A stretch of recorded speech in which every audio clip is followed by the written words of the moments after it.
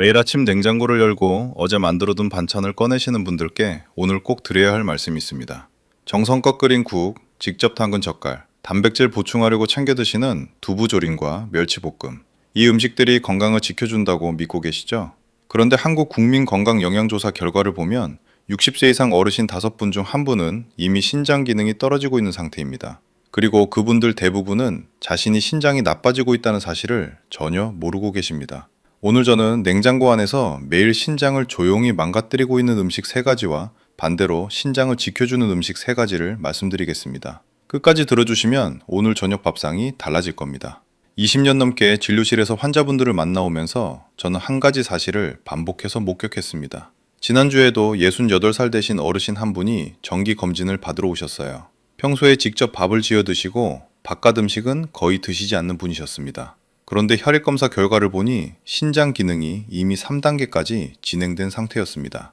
그분은 아무런 증상도 느끼지 못하셨다고 하셨어요. 신장은 우리 몸에서 가장 조용한 기관입니다. 기능이 절반 이상 떨어지기 전까지는 통증도 없고 뚜렷한 신호도 보내지 않습니다. 그래서 많은 분들이 이미 신장이 많이 나빠진 뒤에야 병원을 찾으십니다. 한국국민건강영양조사에 따르면 우리나라 성인의 하루 나트륨 섭취량은 평균 3,178mg입니다. 세계보건기구가 권장하는 하루 최대치인 2,300mg을 훨씬 웃도는 수치입니다. 특히 남성 어르신의 경우 권장량의 210%를 섭취하고 계신다는 조사 결과도 있습니다. 문제는 이 나트륨의 상당 부분이 바깥 음식이 아니라 집에서 직접 만들어 냉장고에 보관해두는 반찬에서 나온다는 점입니다. 지금부터 그 이야기를 시작하겠습니다. 첫 번째 음식입니다. 냉장고에 넣어두고 몇 처칠에 걸쳐 데워 드시는 국물 반찬입니다. 된장찌개, 김치찌개, 갈비탕처럼 직접 끓인 국이니까 안심이 되고 버리기도 아깝고 오래 끓일수록 맛이 더 깊어진다고 느끼시는 분들도 많으십니다.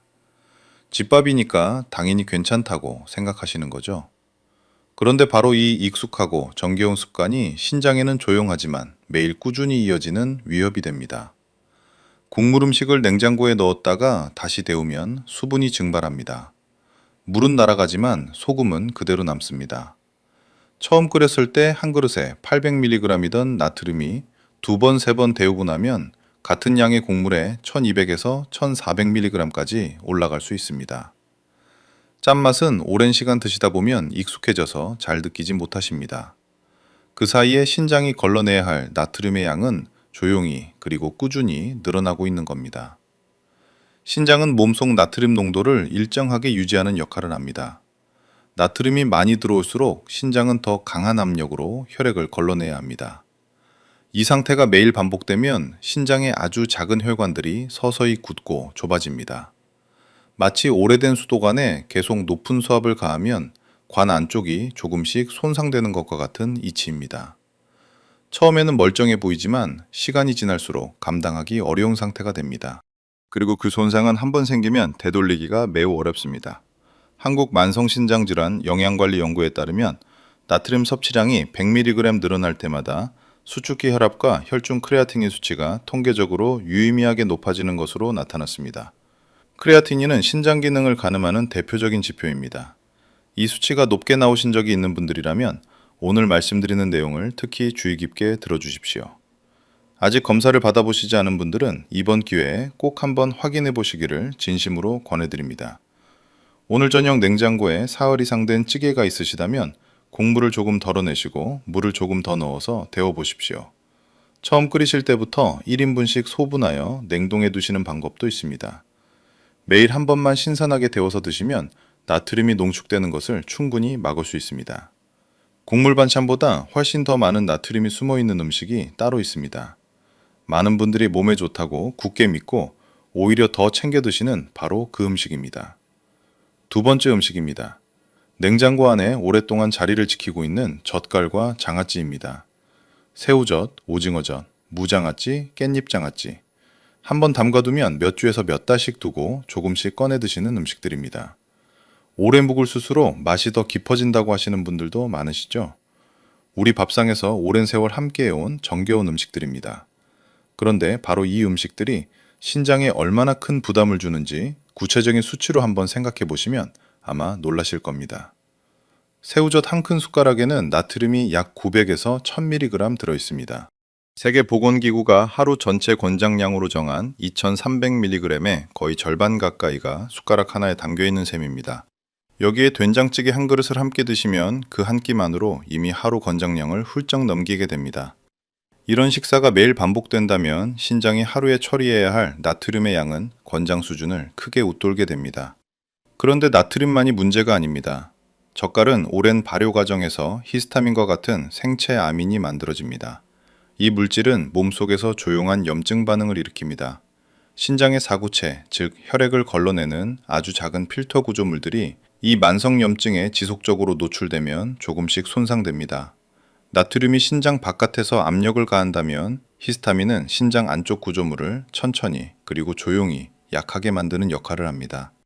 두 가지가 동시에 작용한다는 것이 바로 문제입니다. 한국 성인 6만 명 이상을 대상으로 한 대규모 추적 연구에서 젓갈과 장류 위주의 식단을 따른 그룹은 만성 신장질환 발생 위험이 그렇지 않은 그룹보다 남성에서 1.63배, 여성에서 1.47배 높게 나타났습니다. 오랫동안 건강하다고 믿어온 익숙한 식습관이 실제로는 신장에 꾸준히 부담을 주고 있었던 겁니다. 완전히 끊으실 필요는 없습니다. 한 끼 식사에 젓갈과 찌개를 함께 올리시는 날에는 둘 중 하나의 양을 평소의 3분의 1로 줄여보십시오. 신장이 한 번에 처리해야 하는 나트륨의 총량을 줄이는 것만으로도 신장의 하루 부담은 크게 달라집니다. 지금까지 말씀드린 두 가지 음식은 드실 때 짜다는 느낌이라도 드시잖아요. 그런데 세 번째 음식은 전혀 다릅니다. 짜지도 않고 오히려 건강에 좋다고 생각해서 일부러 챙겨 드시는 분들이 많은 바로 그 음식입니다. 세 번째 음식입니다. 두부조림, 달걀장조림, 멸치볶음입니다. 단백질이 풍부하고 뼈에도 좋다고 알려진 음식들입니다. 한번 만들어서 냉장고에 넣어두면 며칠 동안 반찬 걱정 없이 드실 수 있으니 많은 가정에서 기본 반찬으로 자리 잡고 있습니다. 어르신들의 건강을 위해 정성껏 준비하는 음식들이기도 합니다.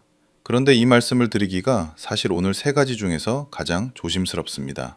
왜냐하면 이 음식들이야말로 건강을 위한다고 굳게 믿고 드시는 분들이 가장 많기 때문입니다.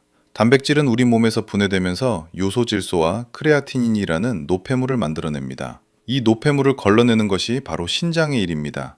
건강한 신장이라면 문제없이 처리할 수 있습니다. 그런데 나이가 들수록 신장의 사구체 수는 서서히 줄어들고 여과 능력도 함께 떨어집니다.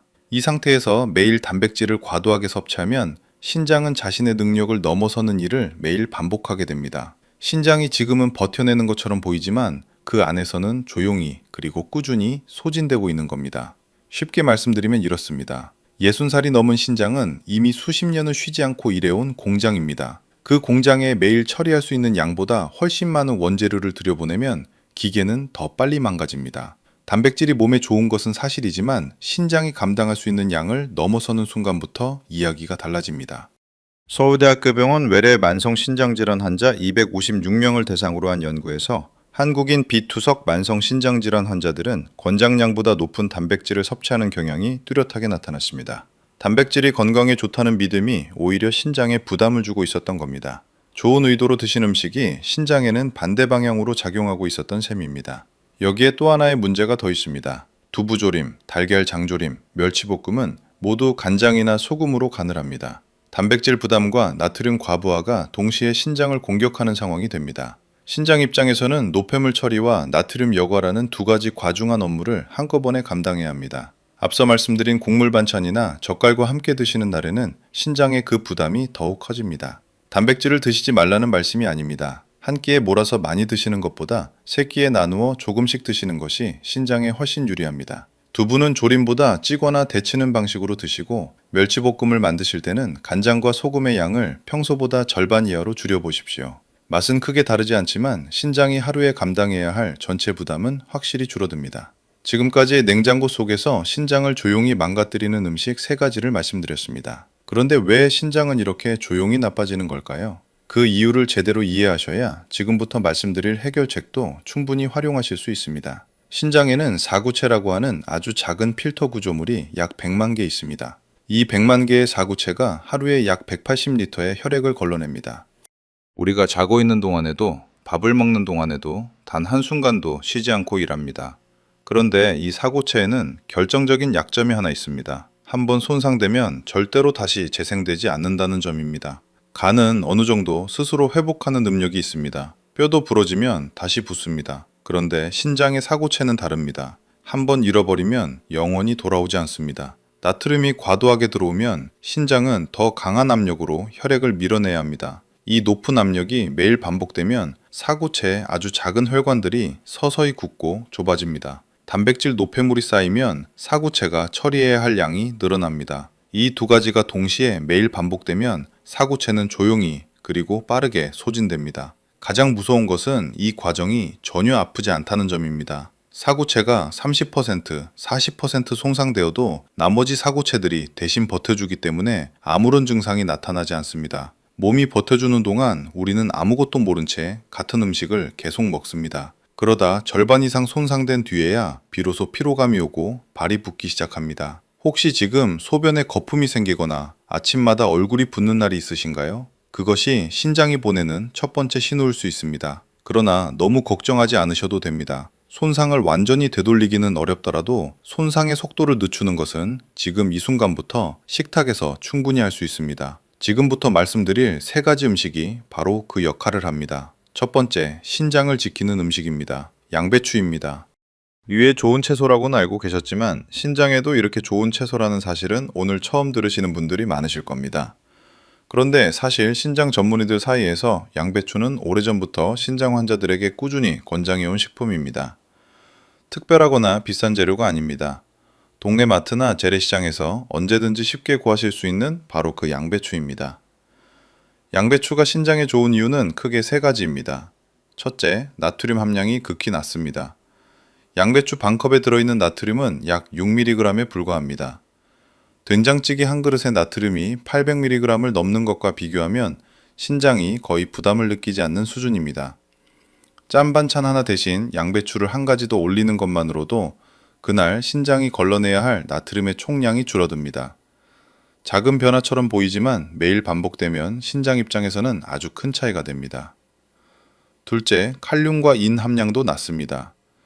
신장 기능이 떨어지면 칼륨과 인이 혈액 속에 쌓여 심장과 뼈에 문제를 일으킬 수 있습니다. 양배추는 이 두 가지 모두 낮아서 신장이 걱정되시는 어르신들도 부담 없이 드실 수 있는 채소입니다. 신장 기능 검사 수치가 걱정되시는 분들께 특히 권해드립니다. 셋째, 파이토케미컬이라고 하는 식물성 항산화 성분이 풍부합니다. 이 성분은 몸속에서 사고체를 공격하는 유해산소를 미리 중화시켜 줍니다. 신장세포가 손상되는 속도를 늦추는데 직접적으로 도움을 줍니다. 비타민 K, 비타민 C, 식이섬유까지 풍부하게 들어있어 면역력을 함께 높여주는 효과도 있습니다. 미국 신장재단에서도 양배추를 신장 건강을 위한 대표 식품으로 공식 권장하고 있을 만큼 그 효과는 의학적으로도 충분히 인정받고 있습니다. 드시는 방법도 중요합니다. 양배추를 소금에 절이거나 짠 양념에 버무리시면 나트륨이 높아져서 신장 보호 효과가 사라집니다. 쪄서 드시거나 살짝 데쳐서 참기름 한 방울만 두르는 방식이 가장 좋습니다. 따뜻한 밥과 함께 쌈으로 드셔도 좋고 국에 넣어 드실 때는 소금량을 평소보다 줄여주십시오. 냉장고에 양배추 한 통만 있으면 신장에 좋은 반찬 하나가 늘 준비되어 있는 셈입니다. 값도 저렴하고 보관도 쉽습니다. 양배추로 신장세포를 보호하셨다면 이제 혈액 속 노폐물을 줄이고 사구체의 염증을 직접 가라앉혀주는 두 번째 음식으로 넘어가겠습니다. 두 번째 신장을 지키는 음식입니다. 사과와 블루베리입니다. 과일이 신장에 좋다고 하면 의아해 하시는 분들이 계십니다. 과일은 당분이 많지 않냐고요? 맞습니다. 모든 과일이 신장에 좋은 것은 아닙니다. 바나나, 오렌지, 토마토처럼 칼륨이 높은 과일은 신장 기능이 떨어진 분들께 오히려 부담이 될 수 있습니다. 그런데 사과와 블루베리는 전혀 다릅니다. 이 두 가지는 신장이 걱정되시는 분들께 제가 진료실에서 가장 자주 그리고 가장 먼저 권해드리는 과일입니다. 사과에는 펙틴과 퀘르세틴이라는 성분이 들어있습니다. 펙틴은 장에서 노폐물이 흡수되는 속도를 늦춰주어 신장이 한꺼번에 처리해야 할 부담을 효과적으로 줄여줍니다. 퀘르세틴은 항염작용을 해서 신장세포 주변의 만성염증을 가라앉히는 데 도움을 줍니다. 칼륨 함량도 중간 수준이라 신장 기능이 크게 떨어지지 않은 분들이라면 하루 한 개 정도는 부담 없이 드실 수 있습니다. 껍질째 드시는 것이 가장 좋습니다. 펙틴 성분이 껍질 부분에 특히 많이 들어있기 때문입니다. 블루베리에는 안토시아닌이라는 강력한 항산화 성분이 들어있습니다. 이 성분은 신장의 사구체 구조물을 유해산소로부터 보호하고 만성염증 반응을 억제하는 효과가 있습니다. 19개의 대규모 추적 연구를 통합 분석하여 BMJ에 발표된 결과에 따르면 항산화 성분과 오메가3가 풍부한 식단을 꾸준히 유지한 그룹에서 만성 신장질환 발생 위험이 통계적으로 유의미하게 낮아지는 것으로 나타났습니다. 블루베리는 그 식단의 핵심 구성 요소 중 하나입니다. 드시는 방법은 어렵지 않습니다. 아침 식사 후 사과 한 개를 껍질째 드시고 오후에 블루베리 한 줌을 간식으로 드시면 됩니다. 냉동 블루베리도 영양 성분 차이가 크지 않아서 신선한 것을 구하기 어려우실 때는 냉동으로 드셔도 충분합니다. 단 설탕을 넣거나 주스로 갈아 드시면 혈당이 급격히 올라가니 과일 그대로 드시는 것이 신장에는 가장 좋습니다. 신장이 매일 쉬지 않고 혈액을 걸러내는 동안 사과와 블루베리는 그 과정에서 생기는 세포 손상을 조용히 그리고 꾸준히 줄여줍니다. 값도 비싸지 않고 어디서나 구하실 수 있습니다. 오늘 장을 보실 때 사과 한 봉지와 냉동 블루베리 한 봉지만 챙겨 보십시오. 이제 마지막 세 번째 음식으로 넘어가겠습니다. 어르신들께 가장 친숙하고 가까운 시장에서 언제든지 쉽게 구하실 수 있는 바로 그 생선입니다. 세 번째, 신장을 지키는 음식입니다. 고등어와 삼치입니다. 20년 넘게 신장 환자분들을 진료하면서 제가 가장 자주 권해드린 음식이 바로 이 두 가지입니다. 동네 재래시장이나 마트에서 언제든지 구하실 수 있고 가격도 전혀 부담스럽지 않은 바로 그 생선인데 신장 건강에 있어서는 그 어떤 값비싼 건강식품보다 훨씬 확실하고 직접적인 효과가 있습니다. 다만 신장 기능이 이미 3단계 이상 진행되신 분들은 칼륨 함량 때문에 섭취량을 조절하셔야 하니 드시기 전에 담당 의사 선생님께 먼저 확인하시기 바랍니다. 신장 기능이 정상이거나 초기 단계이신 분들은 걱정 없이 드셔도 됩니다. 왜 이 생선이 신장에 좋은지 지금 말씀드리겠습니다. 고등어와 삼치 같은 등 푸른 생선에는 오메가3 지방산이 풍부하게 들어 있습니다. 오메가3는 신장의 사구체 주변에서 일어나는 염증 반응을 직접적으로 억제하는 역할을 합니다. 염증이 줄어들면 사구체가 손상되는 속도가 느려집니다. 그리고 단백뇨, 즉 소변으로 단백질이 새어나오는 현상도 함께 줄어드는 효과가 있습니다. 단백뇨는 신장이 손상되고 있다는 가장 이른 신호 중 하나입니다. 이 신호가 줄어든다는 것은 신장의 손상 속도가 그만큼 늦춰지고 있다는 의미입니다. 오메가3는 바로 그 역할을 합니다. 앞서 말씀드린 바로 그 BMJ 연구에서 오메가3 지방산 섭취량이 높은 그룹은 만성 신장질환 발생 위험이 통계적으로 유의미하게 낮게 나타났습니다. 고등어와 삼치는 이 오메가3를 가장 효율적으로 섭취할 수 있는 식품입니다. 단순한 민간요법이 아니라 과학적으로 검증된 효과입니다. 드시는 방법이 중요합니다. 고등어를 조림으로 만드실 때 간장과 고추장을 많이 넣으시면 나트륨이 높아져서 신장 보호 효과가 크게 줄어듭니다. 구이나 찜으로 드시는 것이 가장 좋습니다. 소금간은 아주 최소한으로만 하시고 대신 마늘이나 생강으로 잡내를 잡아주시면 맛도 충분히 살릴 수 있습니다. 고등어 조림이 드시고 싶으신 날에는 간장 양을 평소의 절반으로 줄이고 물을 조금 더 넣어 보십시오. 일주일에 2번 정도 드시는 것을 권해드립니다. 오늘 시장에 가시면 고등어 한 마리를 사오세요. 소금 없이 구우시거나 쪄서 드시는 것만으로도 신장을 위한 훌륭한 한 끼 식사가 됩니다. 어렵지도 않고 값도 비싸지 않습니다. 작은 선택이지만 신장에는 큰 차이가 됩니다. 신장을 지키는 음식 3가지를 모두 말씀드렸습니다. 그런데 음식만 바꾼다고 다가 아닙니다. 먹는 방식과 생활 습관이 함께 바뀌어야 진짜 효과가 납니다. 오늘부터 당장 실천하실 수 있는 4가지 작은 습관이 남아 있습니다. 음식을 바꾸는 것만큼 중요한 것이 먹는 방식을 바꾸는 일입니다. 지금부터 말씀드릴 4가지는 돈이 들지 않고 새벽에 일어나실 필요도 없고 힘든 운동을 하실 필요도 없습니다. 오늘 저녁 밥상에서 바로 시작하실 수 있는 것들입니다. 첫 번째입니다. 간을 먼저 보신 후 정말 싱겁다고 느껴질 때만 소금을 추가하십시오. 많은 분들이 요리를 하실 때 습관적으로 소금이나 간장을 넣으십니다. 드시기 전에 한번 먼저 맛을 보시고 정말 싱겁다고 느껴질 때만 간을 추가해 보십시오. 대신 마늘, 생강, 참깨, 들깨가루로 풍미를 더하시면 소금 없이도 충분히 맛있게 드실 수 있습니다. 짠맛에 익숙해진 입맛은 2주에서 3주 정도면 자연스럽게 바뀝니다. 두 번째입니다. 먼저 한 가지 확인이 필요합니다. 신장 기능이 3단계 이상 진행되셨거나 부종이 있으신 분들은 물을 늘리는 것이 오히려 역효과가 날 수 있으니 수분 섭취량을 반드시 담당 의사 선생님과 먼저 상의하십시오. 그 외 분들은 하루 물 6잔을 드십시오. 신장은 물이 있어야 노폐물을 제대로 걸러낼 수 있습니다. 물이 부족하면 노폐물이 혈액 속에 농축되고 신장은 더 힘든 조건에서 일해야 합니다. 세 번째입니다. 진통제를 습관적으로 드시고 계신다면 반드시 의사와 상담하십시오. 이부프로펜이나 나프록센 같은 소염 진통제는 신장으로 가는 혈류를 줄이는 작용을 합니다. 무릎이 아프거나 허리가 아플 때 약국에서 쉽게 구입하실 수 있어서 습관적으로 드시는 분들이 많습니다. 그런데 이 약들을 장기간 드시면 신장 기능이 조용히 떨어질 수 있습니다. 만성 통증이 있으신 분들은 반드시 전문의와 상담해서 신장에 부담이 적은 방법을 찾으십시오. 네 번째입니다. 50세 이후에는 1년에 한 번 반드시 신장 기능 검사를 받으십시오. 혈액 속 크레아틴인 수치와 소변의 미제 단백뇨 검사, 이 두 가지면 신장 상태를 충분히 확인할 수 있습니다. 초음파만으로는 신장의 여과 기능을 알 수 없습니다. 검사 결과지에서 eGFR이라는 수치를 꼭 확인해 보십시오. 이 수치가 60 아래로 떨어지면 신장 기능이 저하되기 시작한 것으로 봅니다. 이 네 가지 중에서 오늘 당장 하나만 시작하셔도 됩니다. 저녁 식사 때 국물을 반만 드시는 것부터 시작하셔도 충분합니다. 작은 변화가 쌓이면 신장이 달라집니다. 마지막으로 꼭 말씀드려야 할 내용이 있습니다. 지금부터 말씀드리는 증상 중에 두 가지 이상이 2주 이상 지속되고 계신다면 음식을 바꾸기 전에 먼저 병원에 가셔야 합니다. 첫째, 소변에 거품이 많고 잘 사라지지 않습니다. 단순한 거품이 아니라 오래도록 남아있는 거품은 단백뇨의 신호일 수 있습니다. 둘째, 아침에 일어나셨을 때 눈 주변이 붓거나 발목과 발등이 자주 붓습니다. 셋째, 밤에 소변을 보러 두세 번 이상 일어나시는 날이 늘어났습니다. 넷째, 충분히 주무셨는데도 낮 동안 이유 없이 피로감이 심합니다. 다섯째, 특별한 이유 없이 혈압이 높아졌습니다. 여섯째, 피부가 이유 없이 가렵고 긁어도 가라앉지 않습니다. 이 6가지 중 2가지 이상이 해당되신다면 혈액 검사와 소변 검사를 함께 받으십시오.